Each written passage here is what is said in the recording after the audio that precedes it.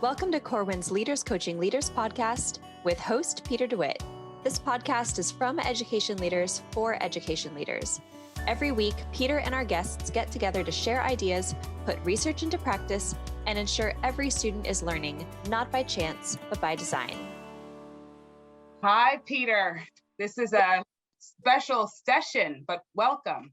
Yeah, thanks, Tanya. I know it seems a little strange, right? It's going to be weird to be on our podcast together, but now I'm on the receiving end. So yeah, don't ask me difficult questions. That's all I'm going to do. I will do my best, but I won't hold any punches. Not that this is a punches podcast. So yeah, we're doing a little role reversal today, guests and listeners, and I'm really excited because I think, I deeply feel in my bones as an educator that the topic we're going to discuss on Deimplementation is a critically important one for us to not just discuss for these times, but in general. That it really should be vocabulary that is part of everybody, especially every leader's discourse, and as they think about whatever next steps they're looking to do, de-implementation is a part of it. So before I say any more, because obviously I want the floor for you to be the one to share and tell us all about this. De-implementation is kind of ironically a 6-syllable word, but it's about simplifying. I never thought, wow, that's really good. I never even thought about that. Yeah, but it's about simplifying. So we always begin our podcast with really trying to define the terms. And so I want to keep with that tradition. And so, Peter, one, what is de-implementation and why does it matter? And particularly, why does it matter now? Good question. So I never thought about the syllable piece. That was good. So de-implementation is the abandonment of low value practices. That's exactly what the medical research says. I was introduced to the topic from Aaron Hamilton, who's out of Cognition Education New Zealand. He and I were talking about it a long time ago, and I just couldn't get it out of my head. It's important because as I was writing a book on collective leader efficacy and the 8 drivers necessary for a school team to come together, I was reading research from NASSP and LPI that talked about 42% of principals wanting to leave their profession. I started looking in the UK, and there's a great deal of research about teachers and leaders being burned out. Australia, same thing. It's a worldwide issue. And even when I wrote Instructional Leadership a few years ago, it was about why is instructional leadership so difficult to practice? It's because our workloads have increased over the past 20 so years, since things like NCLB and increased accountability. There's no better time, especially after COVID and the mental health and social emotional issues that we've seen, to be able to at least engage in a conversation about what really matters for us, what really has an impact, and what is just stuff that we're doing because we've always done it before. And as you know, because this is the first book in your editing cycle for Corwin. I wrote a blog about it, and you contacted me and said, "Yeah, that's what we." So it's your fault that I'm writing about this because you're like that's what I want you to. That's what I want you to write about. And I was kind of amazed at how quickly I could. So yeah, I think if I may say, maybe part of your quickness is just to piggyback on what you were saying before about how urgent this is that innovation needs a place to thrive and it needs a place to come in. I don't think this is about stopping that. And I feel you would agree, but it needs to have the room to be able to do that. And it can't, frankly, if the space is it's too cluttered. Yeah, that's why you and I chose the subtitle, right? Yeah. The space, because of the fact that we do need that space to be innovative. If we're just doing things all the time, then we don't get the opportunity to really step back and conceptually think about what is it we should be focusing on? Where should we be spending our time? What's going to give us the most impact? And I would think that one of the sort of misperceptions of de-implementation is it's about just getting rid of stuff, when you and I both know that it's not. De-implementation in what I put together was a partial reduction or a replacement action. And you can have an informal de-implementation or a formal de-implementation. The informal de-implementation doesn't need a team. It's something you can do on your own. Formal de-implementation is something where you need a team. And we explored, you as the editor, me as the writer, we explored the idea of things like zero tolerance policies and how discriminatory they can be. And in some cases, how racist they can be. And we looked at exploring the idea of getting rid of zero tolerance policies, but replacing them with more culturally responsive, sort of discipline issues like restorative justice or something like that. But it was also, the idea of replacing traditional grading with standards-based grading. So de-implementation is in some cases about a partial reduction, but in other cases, it's about replacing what we're doing with something that's going to be much more impactful. Yeah, and so to continue that just a little bit, because I do think people might hear de-implementation and it's about reducing, and that while sometimes it is about just stopping something, it is more nuanced than that. So can you really bring forth, especially to leaders and even superintendents who are thinking about this, there is a plan that is needed behind it at times. Like, it has to be a very thoughtful process. It's not just, pulling a switch and saying we're done with that. Yeah, for sure. Because when I was doing the research, and I've done the research for the past year, just because I was planning on adding it to the book on collective leader efficacy, which I did. So I started really researching it over a year ago. And when I started using Mentimeter, and which is an online engagement tool, in my in-person or remote workshops, I was doing research to that and surveys and everything else. And so when you're looking at formal de-implementation, it's really about the idea of that partial reduction or the replacement action. Replacement action in general is about getting together and starting to look at this cycle of de-implementation, which is going to be, what are we inquiring here as far as where we want to spend our time, what's giving us the most impact. And the cool thing now is that districts are starting to engage this work. So I'm starting to get informed by what they're doing. But it's the idea of, let's look at all of our initiatives and get an understanding of which ones are actually impactful and why they might not be. And then inquire, that's the inquiry part, where we don't develop a theory of action. If we do this, then this is what's going to happen. And then you jump into the planning aspect. And in the book, I have the program logic model. I have a pacing chart, which is something I've never done before. And you were really great with going through that process with me. But it was also about, I created a de-implementation checklist that is for district and building leaders as well as teachers to be able to go through. And I know that sounds daunting, but it's not. The de-implementation checklist much is just like most of my work. It's very practical and something to go through, but it engages us in a conversation we need to have about, is this impactful? Why hasn't it been? What do we need to do? And then you go into that de-implementation process, right? And that's where the pacing chart really comes in, to start thinking, so if we're going from traditional grading to standard-based grading, here are the things we have to be able to think about, right? Here's the pilot group that's going to be starting this.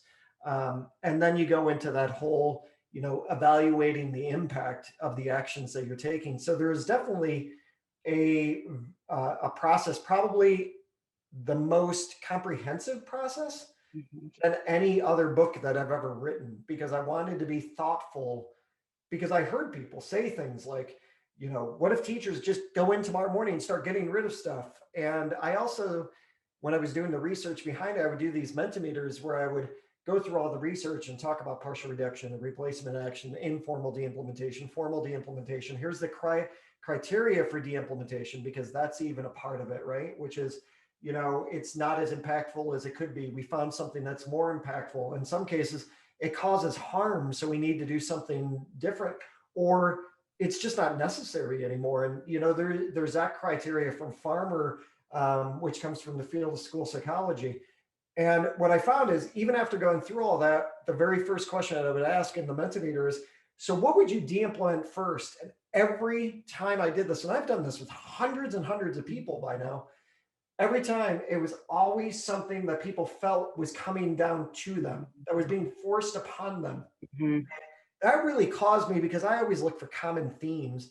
That gave me the understanding that I needed to be much more intentional, right? Yeah. That's why we went through and created that process and all that stuff, because what I wanted people to get to understand is, yes, we do need to do something about that stuff that might be forced upon us. Absolutely. And that's going to take us all to be a part of it. But what about the things you're doing that might not be impactful, that you really do have control over? And that's a part of it as well. Yeah, yeah. I mean, the intentionality of this is is a big part. So I want to talk about this two sides of the same coin with implementation and de-implementation, which really comes up in your book as well. But as you were speaking, I thought about where this research came from the medical field, and why they understand it's so important is because, there's a lot riding on the medical field not being very clear about what's working and not working. And I think in the medical field, it shows up in your face very quickly, or it can. Yeah. And so there is a very strong need to make sure you're not doing harm or even wasting, because there's only the same 24 hours is what everybody's competing with, or the 8 hours that you have while you're at school. Yeah.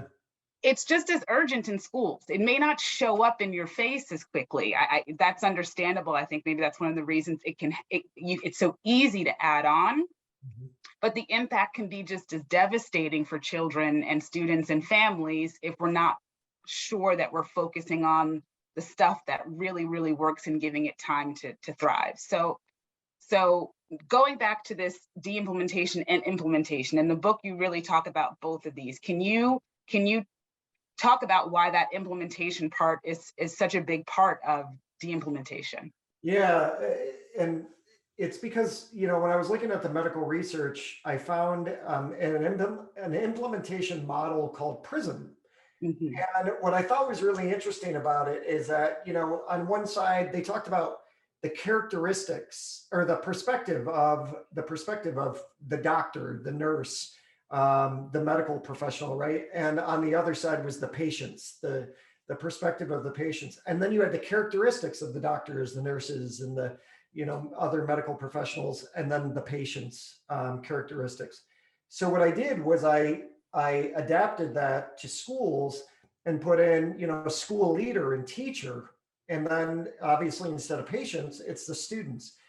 But going through, when you look at the perspectives and characteristics of all of those, let's call them stakeholders in a school, then you go into the whole idea of like the implementation part.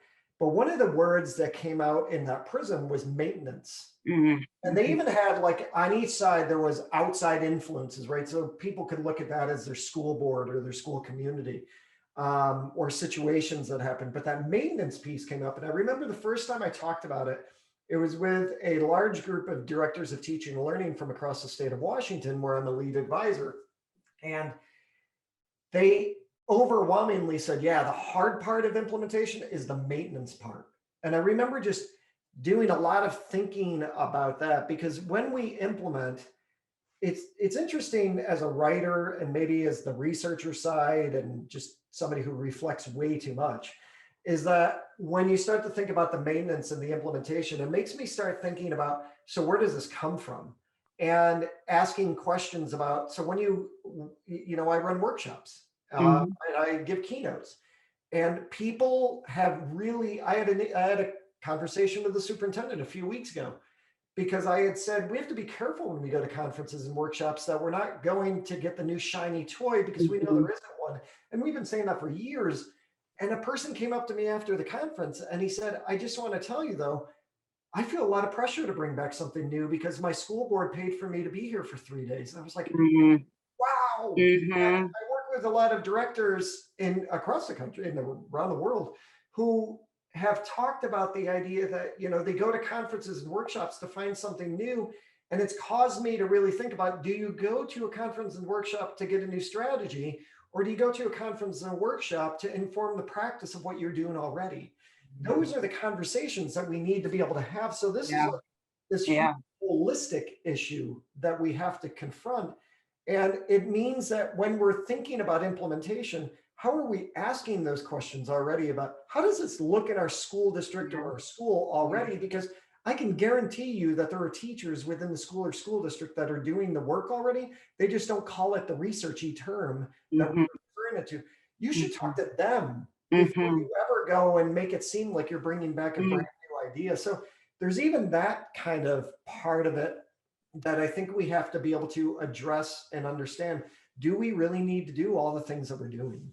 Such important, honest conversations that you need to have in your building. You made me think about incentives, and how you have to think about how you're incentivizing things, because you may think it's, again, maybe it's for innovation and to improve, but if what it actually feels like is I must do something, rather than the goal is making sure we're every day giving the best we can to our students and families, those are two different things. And I just want to say what's also true about the maintenance piece that you brought up. In my research on schools, especially high performing schools, high achievement, high well-being, schools that are doing really well, there isn't a lot of change, right? They figure out what works, however their methods are, they get that clear, and then they keep at it, and they really refine it. And only until that stuff is really at mastery for many people in the building do they start to bring on new things. Like, they really do treat their front doors as like they're the gatekeepers, like only the best can come in. So I just wanted to say that about the maintenance piece. It's really true. So I remember, John Hattie and Aaron Hamilton have a book that just came out, and with Impact. Doug Reeves, Impact, with Doug Reeves and Janet Clinton. And when I was reading the review copy before it was published, they talked about in there the fact that there's a discrepancy between what the research says about a strategy and how it's practiced in the classroom.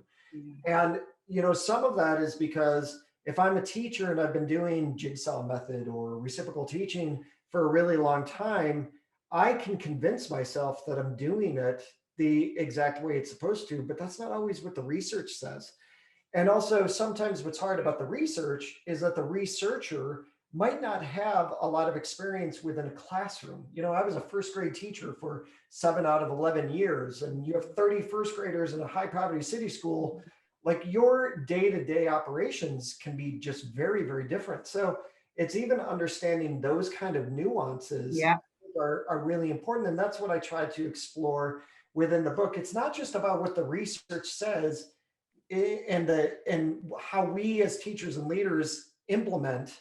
It's about that space in between where we have to be really clear, and there needs to be a great deal of clarity where that's concerned too. Yeah, and having a conversation like this is the important first step. Okay, so school leaders in particular, I'm thinking about, superintendents or just district leaders or central office leaders or even principals. I think you alluded to earlier that they can be a little fearful of this term and what it could mean let loose in their buildings or in their districts. Mass dumping out everywhere. How do you begin to assuage their fears? How can you help them understand? It's all of what you've shared already to some degree, but for that, no, we don't have time to have more teachers and schools saying, no, we don't want to do something. We feel like we're already pushing back against, we don't want to do this. Why do they have to pay attention to this? So I think there are a few reasons why. Number one, the research around mental health and social emotional learning is telling us we have to pay attention to this because people are burned out. People are leaving the profession. There's just a high level of burnout because people are doing so much. And I can't imagine that all of it is worth doing. Part of what we have to be able to do is create a climate and a culture within our school where there's a safe space that we can, we always talk in group work about psychological safety. This is why, I started to talk about Deimplementation, the collective leader efficacy book, because it's how a team comes together to engage in this kind of conversation is really important. We have to do that prep work. And then we can create that safe space where we can be open and honest. I know of a district that I'm working with that is actually looking at, they put all their initiatives up on the wall, and they're starting to go through and process which ones are going to be the most impactful, or why haven't some of them been impactful, and having that kind of conversation. And it does take time. This is not a one conversation. For me, I'm a big fan of reflecting, which means that if I'm going to be at a meeting where this conversation is going to come up, I need to know the basics about it, right? I need to know the formal versus informal, the partial reduction, the replacement action, all of that kind of stuff. And then I need to be able to walk away and think seriously about where would I start when it comes to de-implementation. Engaging in those conversations is really important. I think that if I was a school leader during this time, Yeah. I would probably be one of the first school leaders ever to walk into a school and look at teachers and say, I really want to have our committee, our instructional leadership team, look at taking stuff off of our plate. I really would love to be that person having that conversation, because I can guarantee you that doesn't happen very often. No, it doesn't. And I can hear the exhale in the room. Yeah. Right. And so what your book does, though, is give people a frame and a shape and a process, so that it, again, the free for all, I don't like to, maybe you start there, you get it all out, but there has to be an intentional process for really thinking about this, particularly if it's at the school level. All right, so we're coming to our closing, and there's been so much good information here, but I guess I want to end with, there's a spectrum of de-implementation that you've mentioned: partial, replacement, maybe you are just taking some things away. There's a variety of ways to go about it. This is important at the classroom level all the way up to the district level. So maybe even thinking about any teachers or, again, principals who are listening, what are some things that they could start to de-implement on their own, or really think about, or get started with, next week in their schools, or maybe this summer as they're thinking about the following year?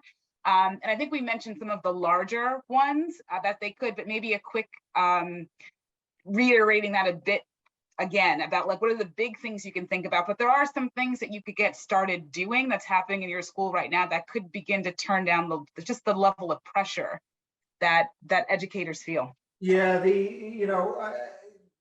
one of the places that I would start is informal de-implementation, where we don't need a team, because that's probably going to be the grassroots effort, the ground up kind of thing. If you go in and say to people, this is what informal is, right? You don't need a team. And you can do a partial reduction of how often you check email. And I'm a little shocked at how much email has actually come up over and over and over again over the past more than a year now. We are so tied to email. We're so afraid to not be instantaneous in how we answer email. And so a partial reduction would be, you know what, I'm going to set boundaries around email. I'm going to have an automated response for my email that says I check email at 7:30, noon, and 5 o'clock in the afternoon. After that, I go home to be with my family. And set a boundary like that. If those times don't work for you, figure out some times that do. But I'll answer you in the next 24 hours or so, something like that. So you have the ability to breathe. And as a leader, if you do that, you can get up and get into more classrooms, and that kind of stuff, I think, is really important. Meetings. Do you really need to have the number of meetings that you have? That's not something that's a formal de-implementation. That's an informal de-implementation. Do we really have to meet as much as we do? Or if we are going to meet, let's make it worthwhile where we have a focus on learning. One of the replacement actions that I offer is the fact that I put in success criteria. Every time I'm going to run a workshop, give a keynote, have a coaching session, I start off with success criteria to say, how are we going to know at the end of this meeting we're successful? And I actually ask the audience, even in keynotes, I've asked the audience, give me your success criteria so I can tie it into making sure that everybody finds this time to be very, very valuable. Those are really easy things that they can do right away. Teachers can actually look at the number of assessments. And this did not come from me, even though I wrote it in the book. I had teachers who actually said, I don't have to give the number of assessments that I'm giving because I don't check them. So why would you do it, right? So even looking and saying, I can reduce the number of assessments that I'm giving to my students because I'm not keeping up with them anyway. If I give fewer, I'm actually going to be able to do something productive with them. So those are some really great places that people can start. And yeah, I would absolutely agree that everyone can likely find one meeting that they can get rid of. Do a survey, get some sense of where your people stand, but something will show up on that survey about a meeting that people don't need. Exactly. I put my money on it. Peter, talking to you about this again reminds me of how excited I got about it when I first saw you write about this in Ed Week. It's the same feeling months later about this. On some level seems so obvious, but yet not. It is so needed, yet no one talks about it. There is no formal language to speak about it, to give it the earnest seriousness it deserves. It's not a flippant thing. But if we don't inject this kind of thinking into the conversation, I'm always thinking about the children on the ground, right? Who that third grader only gets that year to get what he or she needs. And so we have got to be doing everything we can to make sure that all of that time is used as efficiently and as effectively as possible. So I take all the credit or all the whatever you want to give for putting this book out into the world. Well, thank you, because I remember that email with a link to the blog, and you said this should be your next book. And I'm thinking, oh, I just finished Collective Leader. It came out a month ago. There's no way I can write a book. And then I think it was like 3 days later, I contacted you and said, okay. Here it is. And the world needs it. So in all kinds of spaces, but we're talking about education. So Peter, what a joy. Pleasure thinking about this with you again today and just learning about it again. And I really hope our listeners get a lot out of this and feel empowered to go back to their spaces and say, okay, let's just wait a moment and see. And that's okay to say too. Well, Tanya, thank you. Thank you for, your partnership on it, because it was the first time we got to work together. Yeah. And that to me was just an amazing experience. And people will know when they open up the cover that it was during a very difficult time in my life. So you were just amazing during the whole entire piece. But I will now love to turn the hot seat over to another guest so I don't have to sit in it. But thank you. All right, you can get out of the light now. Go cool off. Peter, enjoy the rest of your day until we learn again together soon.